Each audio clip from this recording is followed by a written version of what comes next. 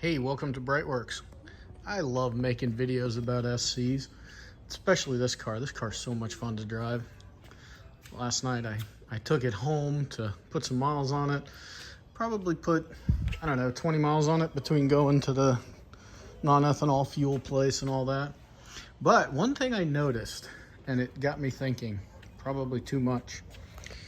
I noticed that the oil tank was showing a little too high. Now, I know I tell you guys all the time, don't trust the gauges, don't trust the gauges. But the other thing I noticed was the oil pressure was a little lower than this car normally runs at. We know this car pretty well. We've been working on it for maybe the last 6 or 7 years. So I got to thinking last night, wow, with those injectors bypassing fuel, do we have fuel dilution?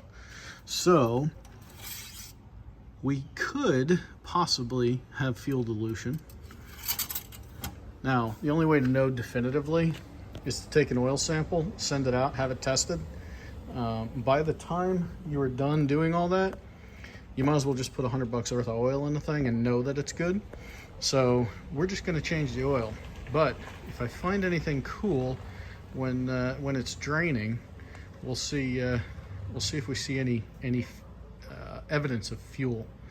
But yeah, with that thing reading a little bit high, with the oil pressure being a little bit low, you know, we spent $100, and here's my rationale. To rebuild one of these motors nowadays, you're probably looking at 30 grand, easy, right? No two ways about it.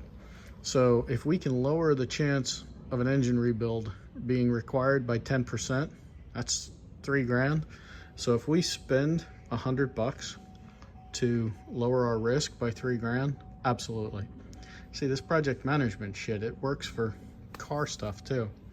So that's what we're gonna do. We're gonna get on with it. We're gonna change the oil, even though it's only got maybe 6 months on it. Can't go by mileage on this car. This car doesn't get driven.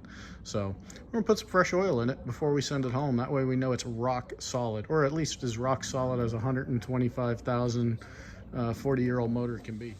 All right, so qualitatively, what I can tell you is it didn't smell like just oil. It definitely had a little bit of a gas smell to it.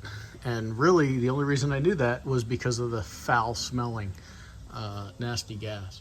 So normally you'd say, okay, maybe that's just a little bit of blow-by. But in this case, since we know what the car was suffering from, and now that we've gotten it fixed, we're just gonna take care of that. And that'll reset his time for another year. Normally this car comes in August, but yeah, he'd be good for now another year. But definitely qualitatively. So what we're gonna do now is get that part done. I took the S-hose off, drained it just to see, you know, what was in there. And the oil that was in there, you know, had some color to it. More color than I would have expected for the amount of miles that has been put on the car. So that's quite possibly all those hydrocarbons getting burned in there. So we're gonna get on with it. And there you have it. So while we had her up in the air to do the oil change, we changed out the little hood strut. You saw that fall down on me earlier. And we changed the fuel filter. And it's kind of scary how much dirtiness came out of the old fuel filter. But we got her all back together, and we're getting ready to send her on home.